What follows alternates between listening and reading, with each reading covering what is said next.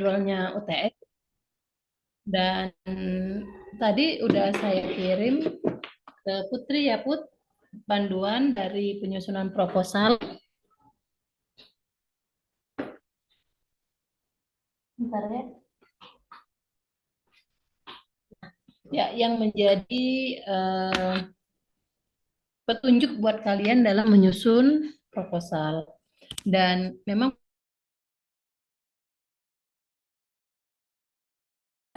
di mana sebenarnya target kalian itu nanti adalah PKM PKMK di tahun 2025. Tapi biasanya nggak terlalu jauh berbeda ya antara panduan yang tahun 2024 dan tahun 2025 nantinya. Oke, jadi panduan tersebut gimana? Sudah dibaca belum?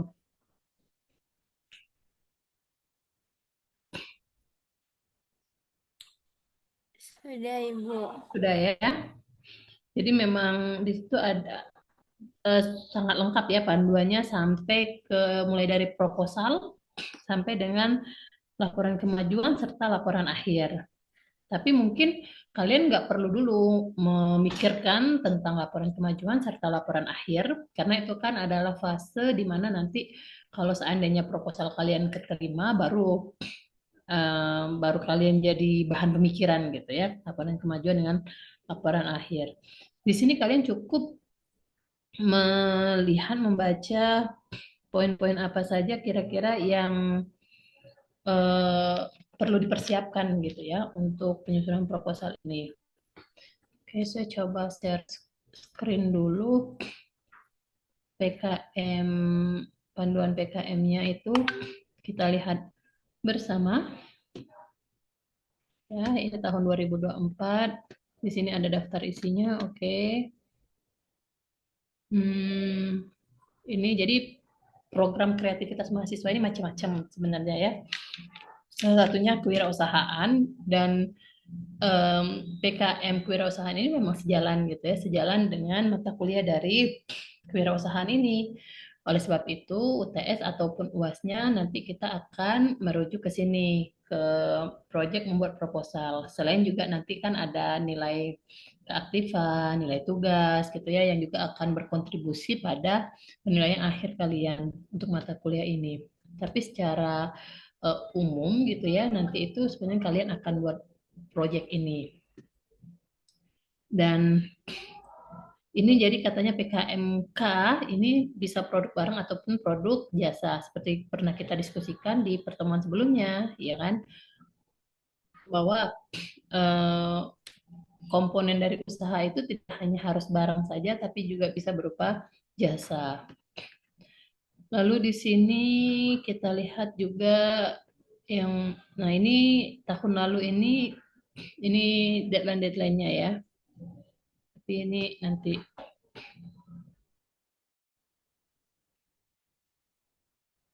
tentang adanya kewajiban untuk di media sosial juga nanti ke depannya. Nah, ini yang perlu dilihat kriteria pengusulan. Ya, jadi kalau kita baca bersama di sini, peserta adalah mahasiswa aktif program D3, D4 ataupun S1 di perguruan tinggi di bawah Kemdikbud. Mahasiswa yang sudah menyandang gelar, sedang mengikuti pendidikan profesi, tidak diperbolehkan. Oke. Tim pengusul terdiri dari 3 sampai 5 mahasiswa aktif dan dengan susunan berupa satu mahasiswa sebagai ketua dan 2 sampai 4 mahasiswa sebagai anggota. Oke, ini kan kita sekelompok terdiri dari berapa? 3 sampai 4 orang ya. Jadi ini sudah sesuai gitu ya dengan kelompok kita. Selanjutnya di sini mahasiswa pengusul dapat berasal dari program studi yang sama atau dari program studi yang berbeda, tetapi masih dalam satu perguruan tinggi. Jadi nanti untuk saat ini kan kita masih berada di program studi yang sama gitu ya, tapi tidak menutup kemungkinan seandainya nanti di semester depan ketika kita memang benar-benar akan mensubmit proposal ini, kalian mengajak teman kalian yang mungkin juga bisa berkontribusi gitu kan dalam proyek kalian, sehingga kalian mengandeng mungkin teman yang dari ekonomi misalkan kayak gitu ya, boleh-boleh saja nanti ke depannya. Tapi masih selagi di sini 3 sampai 5 orang dalam satu kelompok tersebut. Lalu ini keanggotaan disarankan berasal dari minimum dua angkatan yang berbeda. Ini juga sebenarnya eh, masih jadi PR kita juga ya. Nanti palingan makanya apakah nanti akan ada penambahan mungkin anggota dari adik tingkat kalian, misalkan ya. Misalkan saat ini kan kalian bertiga. Nah, misalkan nanti pada saat memang momennya kita akan menambahkan adik tingkat kalian satu orang atau juga kalian menambahkan teman dari prodi lain juga, misalkan kan, karena itu memang disarankan minimum dua angkatan yang berbeda. Selanjutnya ini em, besarnya dana kegiatan. Jadi nanti kalian juga perlu membuat rincian anggaran kan, itu antara 6 sampai dengan 10 juta untuk rincian anggarannya. Dan dana pendamping dari perguruan tinggi wajib ada, maksimum sejumlah 2 juta. Ya ditulis aja dulu gitu ya, nanti dari perguruan tinggi kita itu masih mungkin misalkan 1 juta ya, dalam bentuk in cash ataupun in kind dan ditunjukkan dalam surat komitmen. Ya, nanti kita urus ini. Dana pendampingan dari sponsor mitra lainnya dimungkinkan maksimal 1 juta rupiah. Jadi boleh juga seandainya kalian mau mengandeng mitra lain gitu ya. Nah, boleh. Itu diperbolehkan dalam pengajuan proposal ini. Tapi hanya maksimal di 1 juta rupiah. Ini untuk terkait dengan dana. Selanjutnya, nah ini yang perlu kalian perhatikan dengan seksama. Sistematika penulisan dari proposal. Ya, jadi judulnya tidak menggunakan akronim dan hanya diperbolehkan maksimum 20 kata. Jadi jangan panjang-panjang untuk judul itu. Sampai 25 kata, udah sudah pasti ditolak nanti proposalnya. Jadi di sini hanya maksimum 20 kata. Selanjutnya ini isian kelengkapan. Jadi memang nanti itu dia secara uh, ada aplikasinya, nanti itu ada aplikasi Simbel Mawa yang perlu kalian proses nanti ya, tapi ini urusan nantilah kalau urusan akun ya. Ini biasanya memang ada akun. Oke, lalu ini, nah yang ini isi utama proposal dalam bentuk PDF terdiri dari ada daftar isi, halaman inti, dan lampiran. Daftar isi diberi nomor halaman dengan huruf I2, I3, dan seterusnya. Jadi jangan kalian buat daftar isi, nomor halamannya itu pakai angka 1. Dan ini lihat posisinya, sudut kanan bawah. Jadi kadang itu perihal kecil kayak gini ini bisa mengeliminasi proposal, hal-hal yang kecil kayak gini dalam penseleksian proposal biasanya.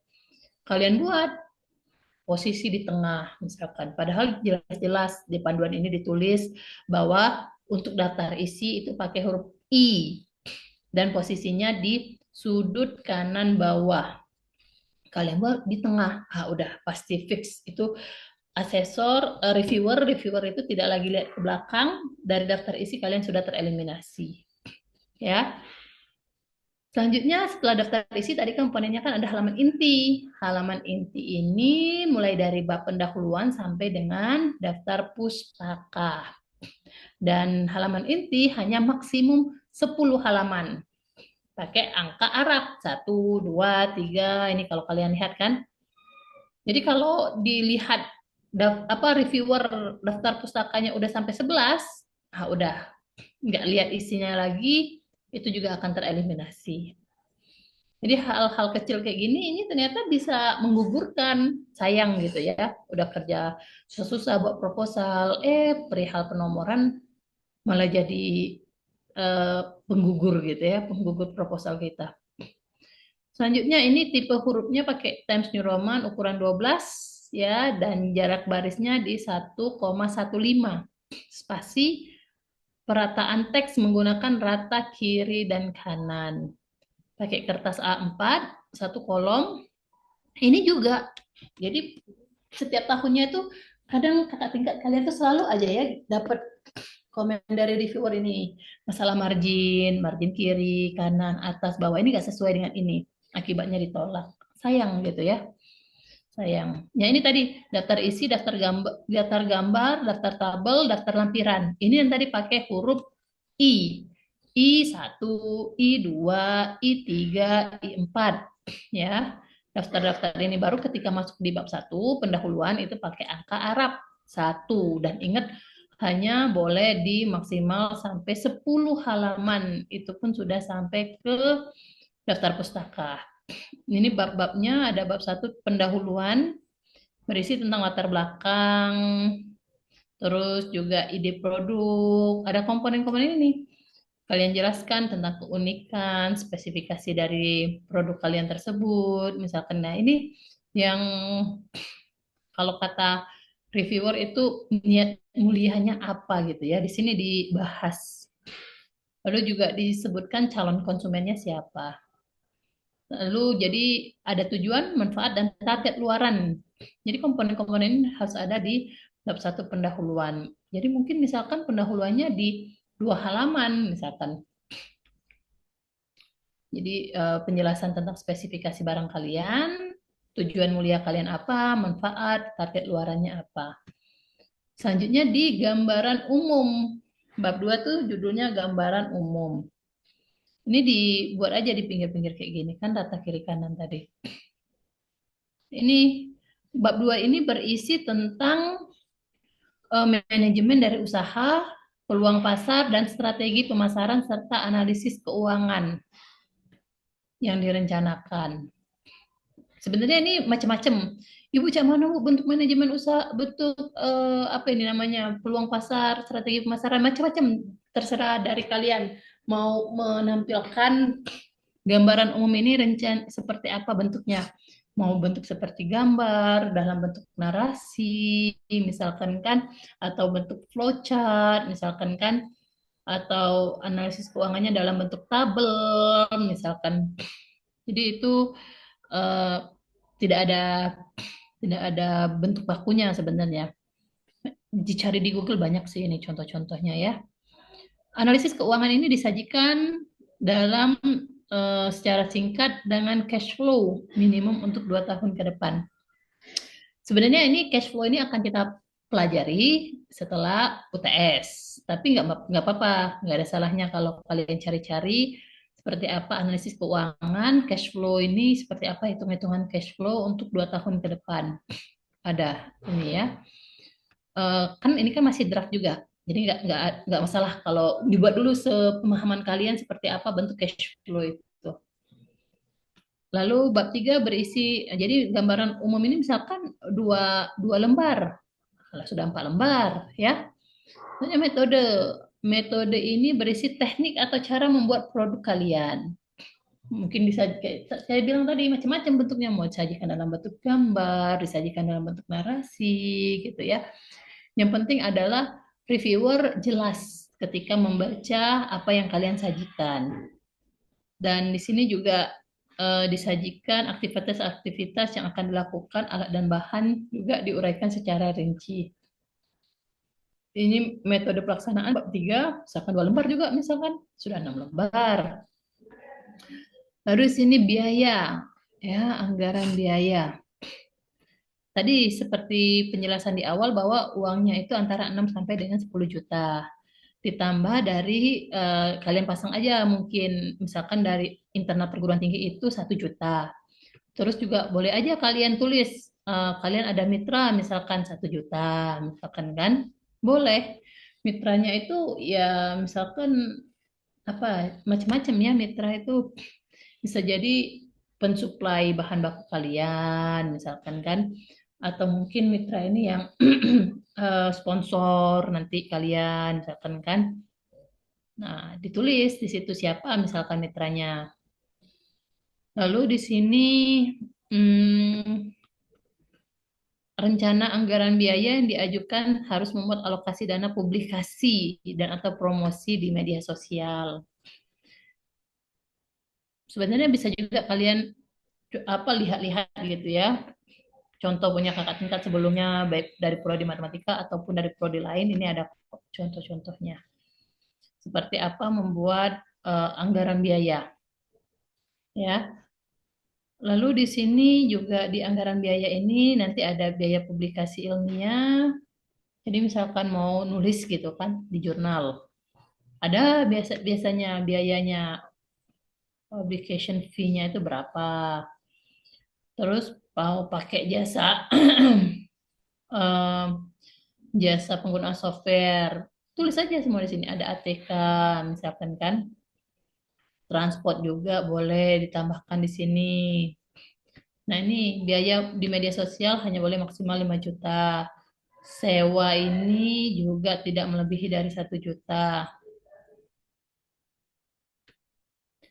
Item biaya yang tidak diperkenankan, kalian nulis honor, konsumsi, nggak boleh ini sewa komputer, misalkan kan alatnya lebih dari 1 juta, nggak boleh juga di sini. Jadi hindarin item-item ini di dalam anggaran biaya kalian, ya. Dan anggaran biaya ini disusun dalam bentuk tabel seperti ini. Bahan habis pakai apa aja. Dan di sini perhatikan maksimum hanya 60%. Sewa dan jasa maksimum 15%. Transportasi lokal maksimum 30%. Lain-lain itu maksimum di 15%. Ya. Ini ada biaya komunikasi. Tapi kalau kuota internet nggak boleh nih. Ini pembelian lebih dari, oh ya nggak boleh lebih dari 100.000 per bulan per tim. Nah, itu nggak boleh. Jadi misalkan kalian buat internet 75.000, boleh berarti. Ya. Lalu di 4.2 selain rincian biaya ada juga jadwal kegiatan. Jadi ini misalkan cukup nih satu halaman misalkan ya. Itu sudah 7 lembar. Selesai sampai di bab 4 jadwal kegiatan ini atau 8 lembar ini nah kan disusun dalam bentuk bar chart selama 3 sampai 4 bulan. Jadi mulai dari bulan 4 atau bulan 5 misalkan kan apa aja media sosial, misalkan kan pemasaran di media sosial, terus itu juga penjualan, misalkan macam-macam sampai nanti di laporan akhir, pengumpulan laporan akhir misalkan. Dan ini juga penting juga daftar pustaka. Apa daftar pustakanya pakai tensi Roman 12, jarak barisnya 1,15 spasi, rata kiri dan kanan, dengan ketentuan baris kedua setelahnya menjorok ke dalam. Lihat contoh di lampiran. Ini juga daftar pustaka ini bisa jadi poin dalam penggugur. Jadi ya, orang tuh kadang belum lihat konten. Orang masih lihat aturan-aturan ini. Kalau sudah nggak ikuti aturan ini udah. Dan juga ini lampirannya harus ada. Ya, lampiran biodata ketua dan dosen pendamping. Dosen pendampingnya nanti juga boleh. Buat aja dulu sini biodata ketua dan anggota. Lalu justifikasi anggaran kegiatan, susunan tim pengusul, pembagian tugas, serta surat pernyataan. Di sini ada kok contoh lampiran. Kalau ini kemajuan nanti aja laporan kemajuan. Belum menjadi hal yang perlu dipikirkan saat ini. Nah ini lampirannya. Lampiran 1 format jadwal kegiatan. Lampiran 2 ini tadi ya. Kalau di proposal kan ada biodata ketua dan anggota. Buat kalian sampai tanda tangan di sini. Biodata dosen pendamping nanti aja. Ini tadi ada juga format justifikasi anggaran kegiatan. Nih, susunan tim. Tadi kan ada juga dan pembagian tugasnya. Serta ini kalau di proposal terakhir sampai di surat pernyataan ketua tim pengusul. Ini yang lampiran 7 yang menjadi panduan panduan dalam penulisan daftar pustaka. Sistemnya Harvard. Nah, jadi kayak gini lah lebih kurang ini nanti. Ini juga bagus juga kalian baca-baca nih. Apa saja yang menjadi penilaian dalam proposal? Ada kriteria kreativitas, rancangan usaha, potensi program, penjadwalan kegiatan, serta penyusunan anggaran. Ya, ini laporan kemajuan, laporan akhir nanti. Oke, gimana sampai sini jelas nggak? Atau ada yang mau ditanyakan?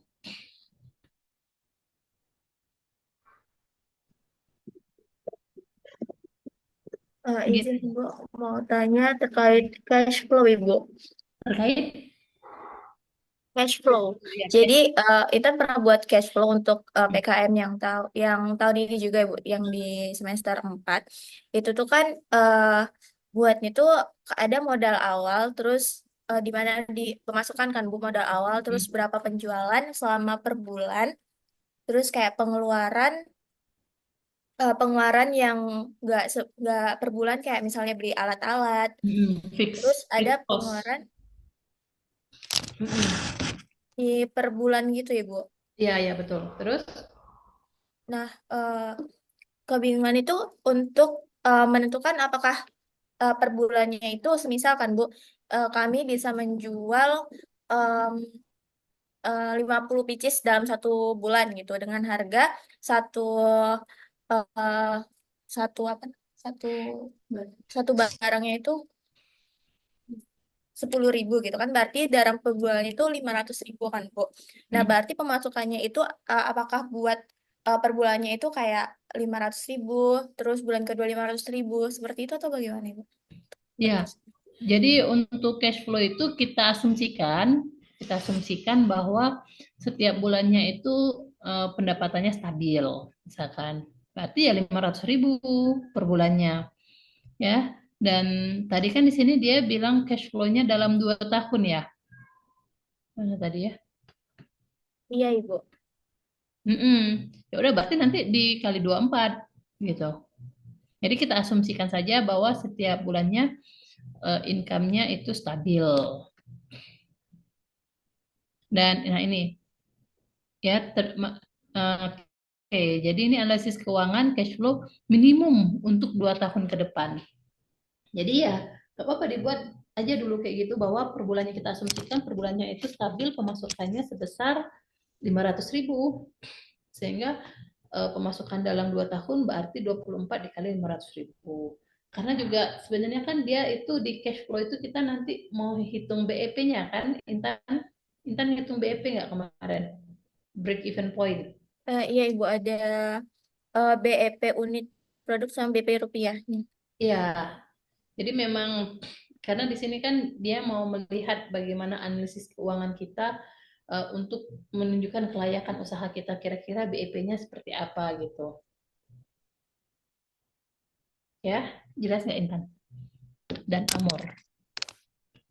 Baik Ibu, baik Ibu, terima kasih. Ya, untuk yang lain ya dibaca aja dulu nanti. Coba cari-cari dulu ya referensi tentang analisis keuangan cash flow, membuat cash flow, perhitungan cash flow. Banyak kok di internet. Ada lagi yang mau ditanyakan? Oh, udah cukup jelas.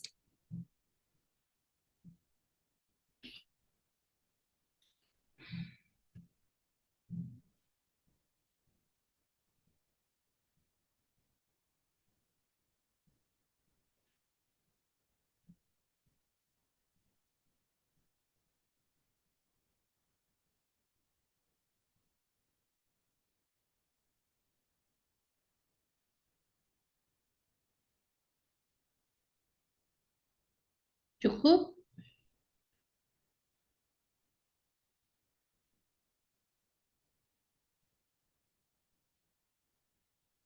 Ya, kalau cukup kita akhiri berarti perkuliahan kita hari ini. Karena memang sebenarnya kita tidak ada ini aja kan buat proposal. Jadi ya eh, diskusi hari ini memang terkait tentang bagaimana panduan dalam menyusun proposal tersebut. Dan ini sebenarnya masih draft gitu ya. Jadi nggak masalah kalau seandainya mungkin kalian buat berdasarkan pemahaman yang kalian punya saat ini gitu kan. Nanti juga akan direview juga oleh saya ataupun Bu Yeka gitu nanti draft ini. Tapi usahakan bahwa draft yang dibuat itu sudah maksimal. Bukan berarti, oh ini kan draft juga, berarti apalah kosong-kosong dulu, tabelnya nanti dulu diisi. Ah, jangan. Tetap harus berikan draft proposal yang terbaik. Walaupun nanti mungkin memang ada beberapa keliruan. Itulah fungsi dan peran dari saya dan Bu Eka gitu ya, untuk memberi koreksi atas draft proposal terbaik yang sudah bisa kalian buat. Karena kan ini juga jadi nilai UTS. Oke, cukup? Jelas? Ya, kalau tidak ada lagi pertanyaan, kita cukupkan dulu Zoom kita hari ini. Semoga bermanfaat.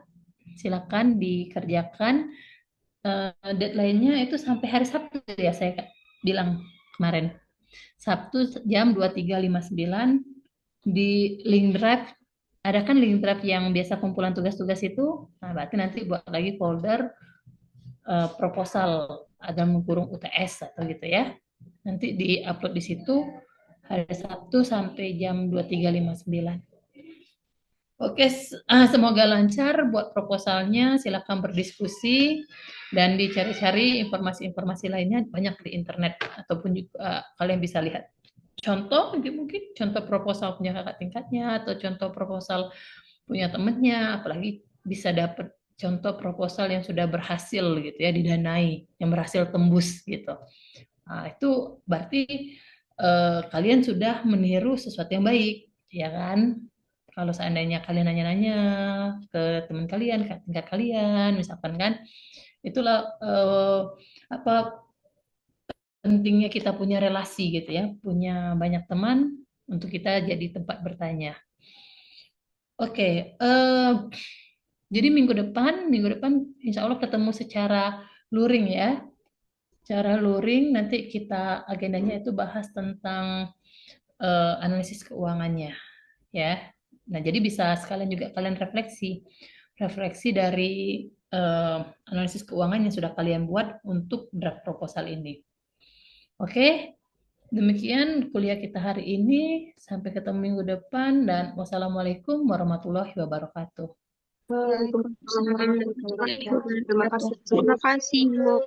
Oke, izin live ya.